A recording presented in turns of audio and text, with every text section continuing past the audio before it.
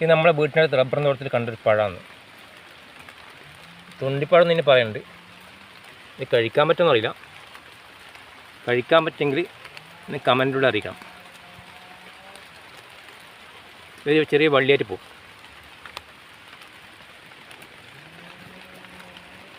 ഇതാണ് പഴം. ഇപ്പോൾ 2 പഴമുണ്ട്. ഇപ്പോൾ ഒന്ന് പൊട്ടിച്ച് നോക്കാം നമുക്ക്. ഉണ്ടോ? നല്ല പൊട്ടിച്ച് നോക്കാം. ഇതിൻ്റെ ഉള്ളിൽ നല്ല പഴുപ്പാണ്.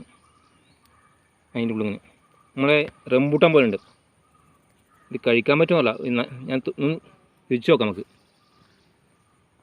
നല്ല മധുരമാണിത് സംഭവം. ഇപ്പം ഇത് 3 കുരുണ്ട്. 3 അല്ല 4 കുരുണ്ട്.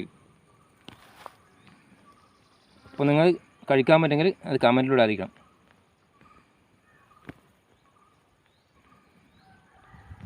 നല്ല മണമുണ്ട് കേട്ടോ. നല്ലൊരു മണമുണ്ട് ഇതിന്. ഓക്കെ.